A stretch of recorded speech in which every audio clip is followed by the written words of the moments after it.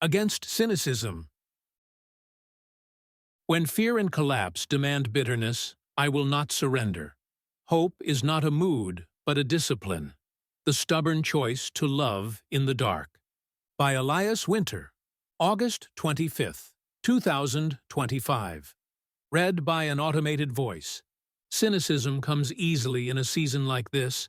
The empire parades its soldiers in quiet streets, drags families from their homes, strips the air itself of safety. The news shouts with panting urgency, never pausing long enough to remember what came before. The days collapse into spectacle, and the soul grows tired of believing anything could be different. And cynicism offers relief, to sneer instead of grieve, to harden instead of hope, to stop expecting mercy, and so to stop being wounded by its absence. Cynicism feels like wisdom, like armor, like the final maturity of those who have seen too much. But I refuse it, because love that only survives in light is not love at all.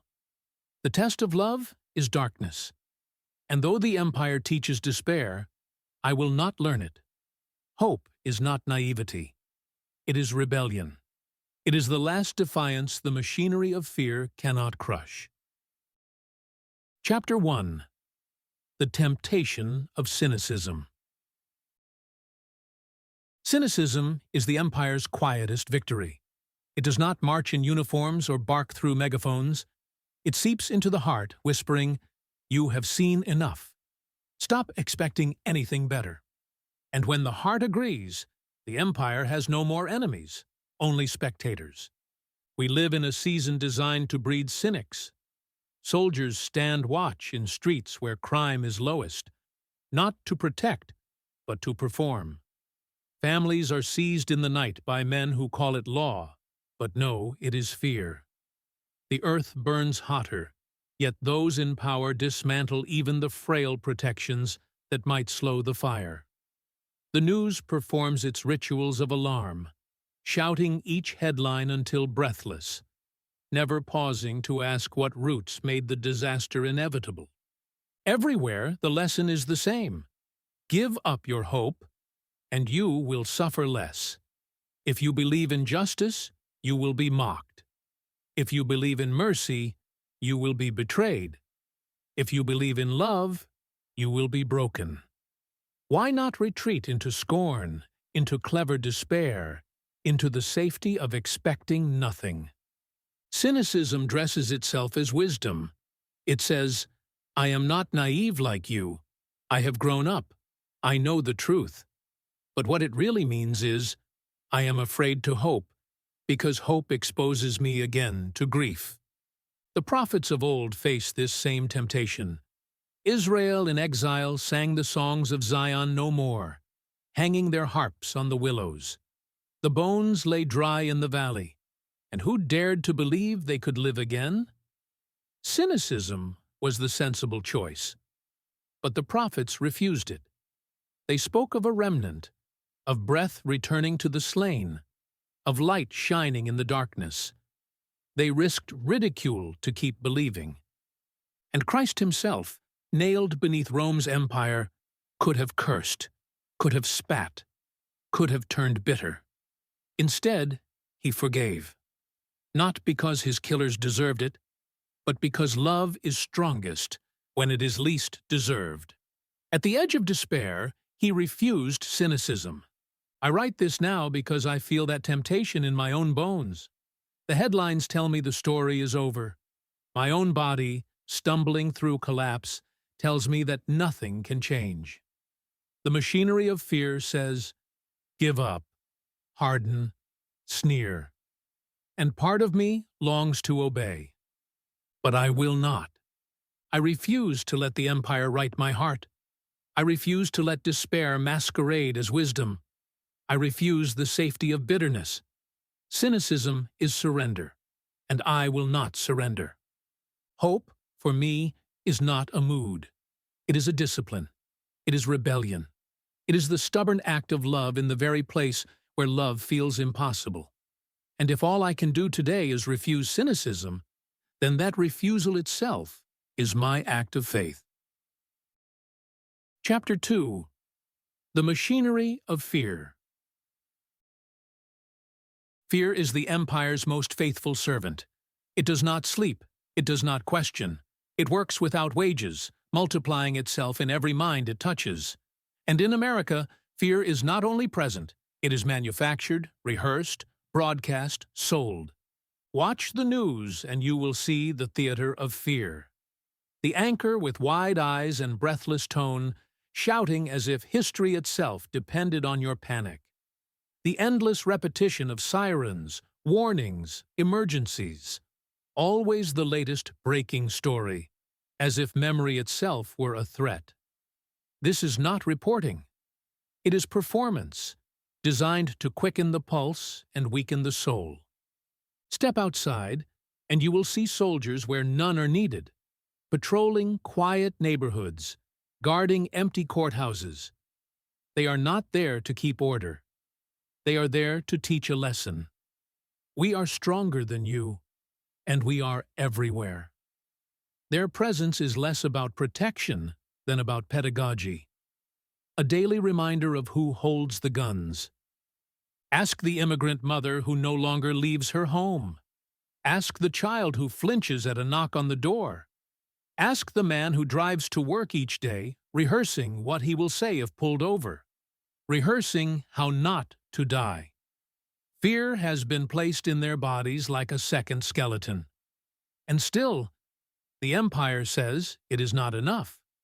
Fear is efficient. It kills hope faster than bullets. You don't need to silence a man who has already silenced himself with despair. You don't need to crush a woman who has already decided nothing will ever change. Cynicism is simply fear that has learned how to speak.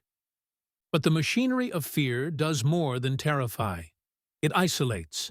It convinces you that you are alone, that no one else sees what you see, that love is weakness, that mercy is foolishness. It whispers, don't reach out, don't trust, don't act. Protect yourself. Stay silent. Stay small. This machinery is not new. Rome had its crosses.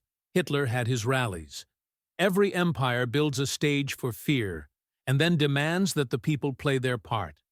America has its cable news, its detention centers, its endless sirens. The costumes are different. The machinery is the same. And yet, here lies the empire's weakness. Fear is powerful, but it is also fragile. It cannot create, it can only destroy. It cannot love, it can only divide. Its entire machinery depends on convincing us to stop believing in anything beyond it.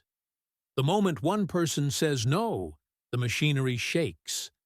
The moment one person refuses cynicism, hope is born. This is why I write. Not because I am strong, but because I feel the machinery pressing into me every day, and I know what it wants. Silence, surrender, scorn. I will not give it what it wants. If the empire thrives on fear, then hope, fragile, disciplined, stubborn, is the only rebellion left. Chapter 3. The Witness of Love. If fear is the empire's machine, then love is the one force it cannot counterfeit. Power can mimic justice with laws. Wealth can mimic generosity with spectacle. Propaganda can mimic truth with performance. But love, the uncalculated act of mercy, cannot be manufactured by empire. It arrives unbidden, unprofitable, unmeasured. It breaks the script. I have seen love in places where the empire swore it was extinct. A stranger stopping in the desert to leave water for those who cross unseen. A neighbor bringing food to a family too afraid to open their door. A nurse working past exhaustion, not for wage or recognition, but because the patient before her was human, and that was enough. These are not gestures for history books. They are acts of rebellion in the present tense. The headlines will never show them. Fear sells better. But love endures quietly, in the ordinary. It is not loud, but it is persistent. And persistence is its strength. Fear exhausts itself in bursts of panic. Love carries on in silence, like roots pushing through stone. History remembers these witnesses only in fragments, yet they are the true counter-narrative of America. Quakers opening their homes to fugitives from slavery. Strangers, unknown names now, hiding Jews from the Gestapo. A mother from Detroit, Viola Liuzzo, who joined a march in Selma and was murdered by those who hated her courage. Their acts were not abstractions. They were specific mercies, paid for with risk, and sometimes with blood. What ties them together is not ideology, but humanity. Love is not a policy. It is a refusal to let empire decide who counts as neighbor, a refusal to let cruelty name the terms of existence, a refusal to stop seeing the other as human. And the truth is this: without these refusals, America would already be lost. The only reason there is still soil left for hope is because, in every generation, ordinary people have chosen to love where they could have chosen to fear. This is not sentimentality. Love is costly. Love is impractical. Love makes you vulnerable to betrayal, disappointment, loss. But love is also the only thing the empire cannot predict. It cannot schedule it, cannot legislate it, cannot force it. And that is why love is hope. The witnesses of love are rarely thanked. They are rarely noticed. Often they are ridiculed as naive, weak, out of touch. But they are the reason collapse is never complete. They are the ones who make sure fear does not get the last word. I write this now because I know how easy it is to forget them. Cynicism drowns their memory. Fear smothers their presence. But if I am to refuse cynicism, I must remember them. I must write them into the record, even if only here. For the machinery of fear thrives on forgetfulness, and the witness of love survives only if we remember. Chapter 4. The Scriptural Frame. The story of empire and love is not new. Long before America, long before Rome, the prophets spoke into the same darkness. They too lived under systems that thrived on fear, that exalted the powerful, that mocked mercy as weakness. And yet, in that wasteland, they named hope. Ezekiel was led into a valley full of bones, dry, scattered, silent. Nothing left but the memory of a people who had once been. Cynicism would have said, "These are finished. Leave them in the dust." But God asked, "Can these bones live?" And Ezekiel, too honest to lie and too faithful to despair, answered, "Lord, you know." Then breath returned, bone to bone, sinew to sinew, flesh to flesh. A people thought dead lived again. That vision is not naive optimism. It is the announcement that despair is not the final author of history. What looks like the end is not the end. Even bones remember how to rise when breath enters them. John began his gospel in darkness, not in victory, not in comfort. The light shines in the darkness, and the darkness has not overcome it. The light did not wait for safety to appear. It came into the terror. It was small, fragile, contested, and still the darkness could not smother it. And then there is the cross, Rome's machinery of fear perfected in one symbol, naked, humiliated, executed, displayed as warning, fear carved into flesh. If cynicism were ever justified, it was there. Yet the words that rose from that dying man were not bitterness, but mercy. "Father, forgive them, for they know not what they do." To forgive is not to excuse. It is to refuse the empire's final victory, the victory of hatred over love.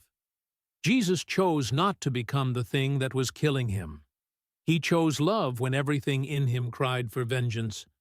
That was his last defiance, and it broke the machinery of fear. These stories are not distant relics. They are maps for us now. The Valley of Bones is the landscape of our despair, and still the question comes, can these bones live?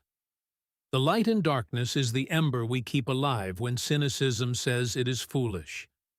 The cross is the proof that even in the empire's worst hour, love is still possible. To read these scriptures today is to remember that fear has always claimed to be final, and love has always proven it wrong. Chapter 5. The American Thread. Every empire believes itself eternal. Every empire trains its people to forget that collapse is its inheritance. Yet in every empire there are those who refuse to forget, who carry love into the ruins. America is no different. Its history is written in blood and chains, but also in acts of mercy that refused cynicism. The abolitionists knew this. They lived in a nation where slavery was law, where the economy was chained to cruelty, where cynicism would have said, "Accept it, you cannot change it." And still, they defied it. Quaker families opened their barns to fugitives. Preachers thundered against the auction block. Neighbors risked prison to hide the hunted. They did not dismantle slavery alone, but they preserved the ember of hope until the nation itself was forced to reckon. The civil rights marchers knew this. They were spat on, beaten, jailed. Fire hoses tore their flesh, dogs tore their clothes. The empire's message was clear. You do not matter. Your lives will not change. Give up. But they refused cynicism. They sang hymns in jail cells. They prayed on bridges. They endured terror with dignity. Their love was not sentimental. It was structured, disciplined, unyielding, and it bent the machinery of fear until the law itself had to change. And there are the quieter witnesses, too, whose names do not fill books, but whose acts breathe life into the record. White and black farmers in Appalachia who joined arms to demand justice in the mines. Teachers in rural towns who fed children when families had no food. Immigrants who built neighborhoods stone by stone, not because the nation welcomed them, but because they refused to stop believing that life could be made together. America has always been two stories at once: empire and remnant, cruelty and mercy, cynicism and hope. The empire builds plantations, prisons, detention centers. The remnant builds safe houses, churches, schools. The empire passes laws of exclusion. The remnant writes letters from jail cells. The empire shouts that the world is finished. The remnant whispers that it is not. To love America is not to deny her crimes. It is to insist that the remnant is real, that the witness has always been here, that the light still shines in this soil. It is to say, yes, this nation wounds, but it also births prophets.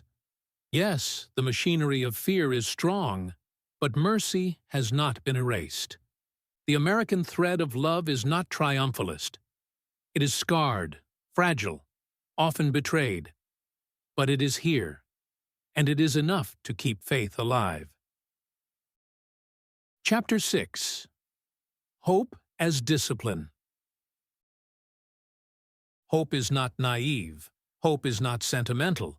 Hope is not the shallow cheer that denies the storm. Hope is the discipline that insists the storm will not have the last word. Cynicism is easier. It asks nothing but surrender. It disguises itself as realism, as wisdom, as maturity. But cynicism is simply the decision to stop loving, to stop risking, to stop being vulnerable to disappointment. It is the posture of a heart that has chosen safety over faith. Hope is harder. Hope is costly. Hope requires waking each day and refusing to let the empire dictate the terms of your soul. It requires remembering the remnant when headlines scream collapse. It requires trusting that the small mercies, the teacher's gift, the neighbor's hand, the marcher's hymn, matter more than the empire admits. Hope is a discipline because it must be practiced when it feels least possible. To forgive when bitterness is justified. To believe in life when bones lie scattered. To write in love when cynicism seems wiser. These are not emotions. They are choices. They are refusals. They are rebellion. I do not write this as one who finds hope effortless. I write as one who feels despair press into his own bones, who wakes some mornings with no desire to believe again. But hope does not require ease. It requires decision. And so I decide. I decide not to sneer, though sneering would shield me from grief. I decide not to harden, though hardness would protect me from betrayal. I decide not to despair, though despair would relieve me from risk. I decide to hope. I decide to love. I decide to keep faith with a wounded people and a broken land. And if this hope feels small, fragile, even foolish, then let it be so. For it was always small, always fragile, always foolish by the empire's measure. Yet it has always been enough to keep light alive. America is not saved by her myths of greatness. She is saved, if at all, by the discipline of those who refuse cynicism in the face of terror. That is her last mercy, her last chance, her last thread of survival. So I will not give up. Not because the times are bright, but because they are dark. Not because hope is easy, but because it is necessary. Not because I am strong, but because to surrender would be to die while still alive. Hope is my discipline. Love is my rebellion. And as long as I breathe, I will not let cynicism have me. Epilogue. The last word. The empire will shout louder. The machinery of fear will grow sharper. The prophets of despair will multiply. But I will not surrender my voice to cynicism. I will name the darkness, but I will not become it. I will remember the mercies, even when they are small. I will love this wounded land, not because it deserves it, but because love is the only thing that makes it worth saving. Cynicism ends stories. Hope keeps them open. And I believe America's story is not finished yet. So let the soldiers march. Let the anchors shout. Let the empire boast. My answer will be simple, stubborn, unyielding. Love is still here. Hope is still here. And they will have the last word. Elias Winter, author of Language Matters, a space for reflection on language, power, and decline. Thanks for reading Language Matters. Subscribe for free to receive new posts and support my work.